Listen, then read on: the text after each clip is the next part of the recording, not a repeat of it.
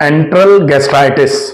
Enteral gastritis में जो आमाशय का एंट्रल हिस्सा होता है उस हिस्से में आपके गैस्ट्राइटिस हो जाती है। ये जो है ये आमाशय है और सामान्य तौर पर आमाशय का जो ये वाला हिस्सा है इसको बोला जाता है एंट्रम। एंट्रम पर अगर गैस्ट्राइटिस होती है तो उसको बोलते हैं एंट्रल गैस्ट्राइटिस। एंट्रम है ये वाला हिस्सा, आमाशय का कौन सा हिस्सा है? एंट्रम। और ये क्या है? गैस्टर। तो गैस्टर पर इन्फ्लेमेशन, इन्फ्लेमेशन का मतलब जो आइटिस होती है, आइटिस का मतलब सूजन, दर्द, लालामी और गर्मी के साथ में धीरे धीरे करके कार्य क्षमता का कम होना। तो ये जो कार्य क्षमता की कमी, ये पांचों चीजें जहां भी आती हैं वहां पर आइटिस जुड़ जाता है। तो आमाशय के किस हिस्से में? एंट्रम में ये पांचों चीजें आई तो एंट्रल गैस्टर बोलते हैं। मतलब गैस्टर का एंट्रम जो है उसमें और क्या आ गया? ये पांचों चीजें आ गई, इसलिए बोला जाता है एंट्रल गैस्ट्राइटिस। तो आमाशय के इस हिस्से में ये वाली चीजें आई, ये पांचों। अब जैसे मान लेते हैं कि ये है आमाशय का ये वाला हिस्सा जो है, मान लेते हैं ये है, तो ये अंदर का हिस्सा जो है, अंदर के हिस्से में यहां पर ऐसे करके सूजन, लालामी, दर्द और ये अंदर के पूरे हिस्से में इस तरीके से आ गया। अब अगर मान लो इसमें खाना आता है तो जहां सूजन है, पहले से दर्द जहां पड़ा हुआ है, पहले से जिसकी कार्य क्षमता कम है, उस जगह पर अगर खाना आएगा तो खाने का पाचन तो होगा नहीं, पाचक रस सही तरीके से खाने में मिलेंगे नहीं। तो आमाशय का जो काम है, भोजन जो आमाशय में आए उस भोजन को पाचक रसों के साथ मिला करके यहां से आंत में उतरने के लायक बना देना। अब अगर यहां एंट्रम पे पहले से इन्फ्लेमेशन हो रखा है तो भोजन नीचे उतरने के लायक बनेगा नहीं, और अगर भोजन नीचे उतरने के लायक बनेगा नहीं तो फिर यह द्वार खुलेगा भी नहीं, क्योंकि नीचे उतरने के लायक नहीं है, तब तक इसको नीचे परमिट नहीं किया जाएगा। तो यह भोजन जो है यहीं पड़ा पड़ा खराब होना चालू होगा। अब पहले से ही आमाशय की ये जो हिस्सा था आमाशय का खराब था, अब यहां पड़े पड़े भोजन और खराब होगा। फिर धीरे धीरे करके जो यहां पर खाना आया था वो फर्मेंटेशन पर चला जाएगा, वो सड़ना चालू हो जाएगा। और अगर वो खाना सड़ना चालू हुआ तो फिर चालू हो जाएगा पेट में गैस भरना। तो फिर आप देखते हैं पेट का फूलना, पेट एकदम से अफारा आ गया पेट में, या फिर आपको यहां पर भारीपन लग रहा है। अब धीरे धीरे करके जब पेट फूलना चालू होगा तो फिर धीरे धीरे करके ये जो है अपना साइज इस तरीके से बढ़ाना चालू करेगा, ये गुब्बारे की तरह फूलना चालू होगा। तो जब इसमें अंदर गैस भरेगी तभी तो ये फूलेगा। तो ये यहां से ऊपर की तरफ प्रेशर डालना चालू करेगा, क्योंकि अगर नीचे की तरफ प्रेशर डालता है तो आंतें बहुत लंबी हैं तो निकलने में उसको बहुत देर लगेगी, लेकिन ऊपर की तरफ प्रेशर डालने के बाद ये यहां से सिर्फ ऐसे निकल करके बाहर आना है इसको, तो ऊपर की तरफ प्रेशर डालना चालू करता है। इसीलिए कभी कभी आप जब एंडोस्कोपी कराते हो तो एंडोस्कोपी में एंट्रल गैस्ट्राइटिस के साथ में ये जो है इसको बोला जाता है LES, लोअर एसोफेजियल स्फिंक्टर, ये वीक आता है, या फिर इसको कहा जाता है लेक्स LES। लेक्स LES मतलब ये ढीला हो गया है। तो फिर खाना कभी कभी ऊपर की तरफ ऐसे करके उछल करके ऊपर जाना चालू हो जाता है, रिफ्लेक्स होना चालू हो जाता है। तो कभी कभी तो केवल एसिड रिफ्लेक्स होता है, कभी कभी खाना ऊपर की तरफ गले तक आ जाता है, जिसकी वजह से गला भी खराब रहना चालू हो जाता है। और अगर ये हो रहा है तो इसका मैनेजमेंट आप कैसे करेंगे? मैनेजमेंट में सबसे पहला काम जो है वो आपको करना है, कैसे भी करके आप आमाशय में जो खाना पहले से पड़ गया है, जो खराब हो रहा है, उसको निकालने की व्यवस्था करो।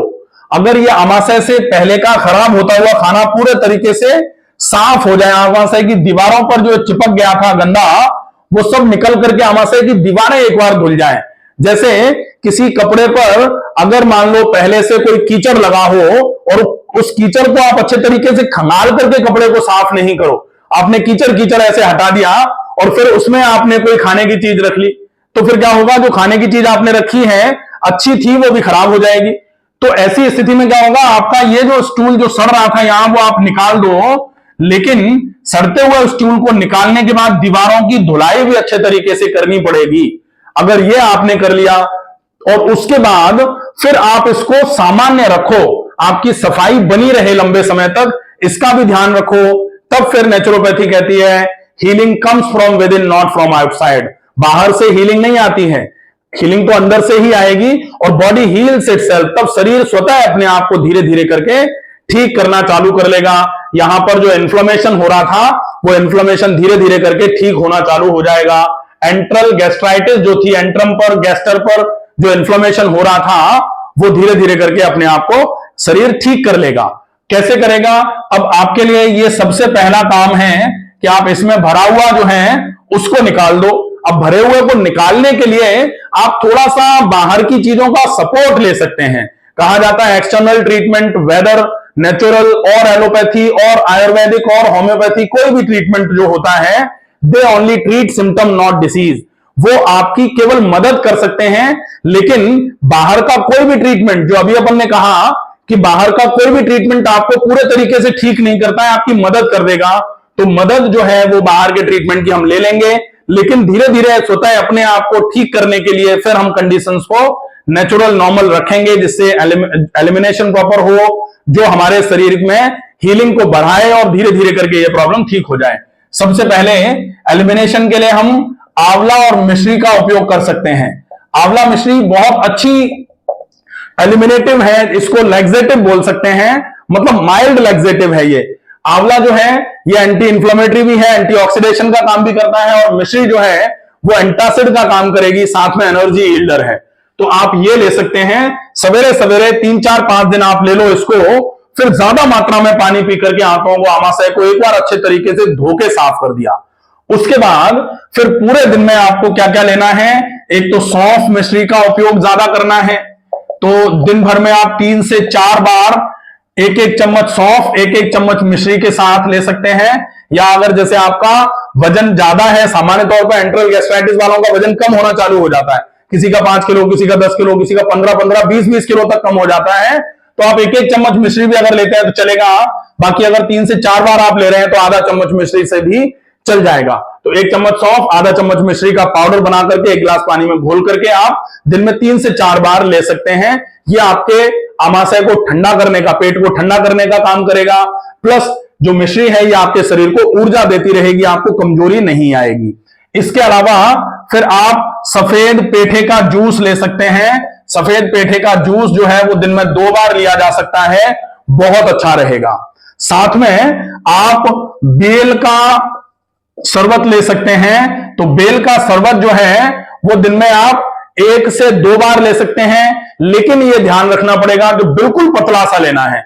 1 चम्मच बेल का पाउडर आप लगभग 2 गिलास पानी में डाल करके घोल लो और 1-1 गिलास करके दिन में 2 बार ले लो, वो चलेगा, वो हो जाएगा। तो बेल का शरबत हो गया।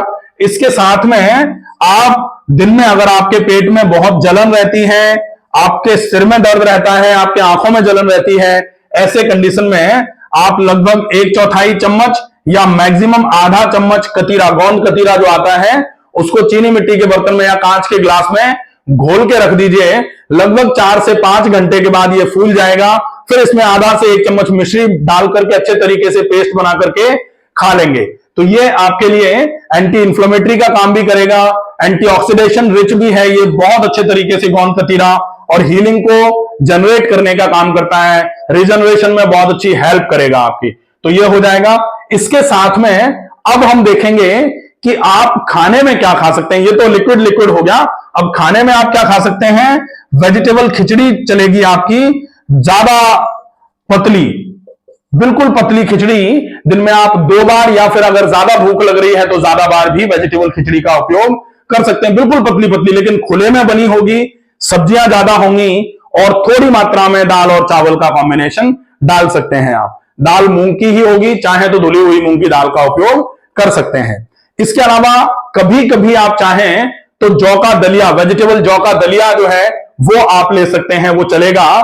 इसके साथ में पानी का उपयोग आपको ज्यादा से ज्यादा करना है। पानी अगर आप 1-1 गिलास करके दिन में 10 से 11 गिलास पानी भी पी लेते हैं तो बहुत अच्छा रहेगा। अब ये चीजें हो गई। इसके बाद फिर आपको व्यायाम पर फॉलोअप करना पड़ेगा। व्यायाम कम से कम 1 घंटा सवेरे और कम से कम आधा घंटा शाम को, क्योंकि यहां आप अगर व्यायाम अच्छे तरीके से नहीं करेंगे तो ये हीलिंग जो है, स्टमक पर जो प्रॉब्लम आई हुई है, अंदर है स्टमक के, तो डाइजेस्टिव ट्रैक्ट में आप लगातार कुछ ना कुछ डालते रहते हैं। अगर घाव ऊपर होता है तो उसको आप ड्राई रख करके सही कर सकते हैं जल्दी से, लेकिन घाव अंदर अगर हो गया कहीं, ये अभी तो केवल गैस्ट्राइटिस है, अगर कहीं ये इरोजिव गैस्ट्राइटिस में बदल गई तो फिर थोड़ी दिक्कत होना चालू हो जाती है। और ये कंडीशन भी जब तक ये H पाइलोरी नेगेटिव है, इसमें कभी कभी क्या होता है कि antral gastritis along with H pylori positive, Helicobacter pylori का इन्फेक्शन भी हो गया इसमें। अब इन्फेक्शन आ रहा है, इसका मतलब क्या है, हेलिकोबैक्टर पाइलोरी इसमें पाया गया, यहां उसका भी प्रेजेंस है, लेकिन उसका प्रेजेंस है इसका मतलब उसने एरोजिव करा दिया है, कोई बहुत ज्यादा आवश्यक नहीं है। हो सकता है अभी अभी H पाइलोरी आया हो और उसने एरोजन नहीं कराए हो। H पाइलोरी क्या होता है, म्यूकोसल मेम्ब्रेन को कुतरने का काम करता है। अगर वो आया और उसने कुतरना चालू कर दिया तब फिर ये एरोजिव गैस्ट्राइटिस में कन्वर्ट हो जाती है। और एरोजिव गैस्ट्राइटिस अगर है तो मोर और लेस H पाइलोरी पॉजिटिव ही सामान्य तौर पर वो होती है।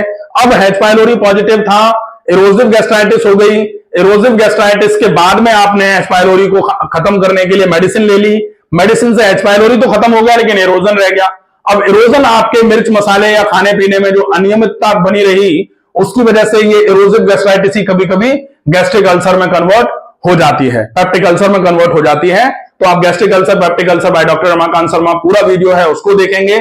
अभी हम इसको एंट्रल गैस्ट्राइटिस जो है उसको कैसे मैनेज कर सकते हैं वो हमने सारी चीजें देखी। एक्सरसाइजेज में कम से कम 1 घंटा सवेरे, कम से कम आधा घंटा शाम को जरूर व्यायाम करें, और व्यायाम में टहलना और प्राणायाम दोनों चीजें अच्छे तरीके से करेंगे, डेफिनेटली आपको बहुत अच्छा फायदा इस समस्या में होगा। कोशिश करिए स्ट्रेस फ्री लाइफ लीड करिए, सवेरे का जगना थोड़ा जल्दी हो जाए, रात का सोना थोड़ा जल्दी हो जाए, रात का खाना जो है रात का ना होकर के शाम का खाना हो, और शाम का खाना भी थोड़ा जल्दी खा लिया जाए। शाम के खाने और रात के सोने में कम से कम 3 साढ़े 3 घंटे का गैप रखा जाए, इसका विशेष ध्यान रखें। और रात को सोने के पहले नाक में गाय का घी, और कोशिश करके रात को मंजन करके ऑयल पुलिंग करके अगर सोएंगे तो बहुत ही ज्यादा अच्छा रहेगा, ताकि सवेरे सवेरे आप जागते ही सीधे पानी पी पाएं। ये चीजें आपके लिए बहुत उपयोगी हैं। आशा है वीडियो ज्यादा से ज्यादा पसंद आएगा। कोशिश करिए ज्यादा से ज्यादा ऐसे लोगों को ये वीडियो पहुंचाया जाए जो एंट्रल गैस्ट्राइटिस से बहुत परेशान हैं, उनको ये वीडियो पहुंचाएं। स्वस्थ रहिए, सुरक्षित रहिए। धन्यवाद।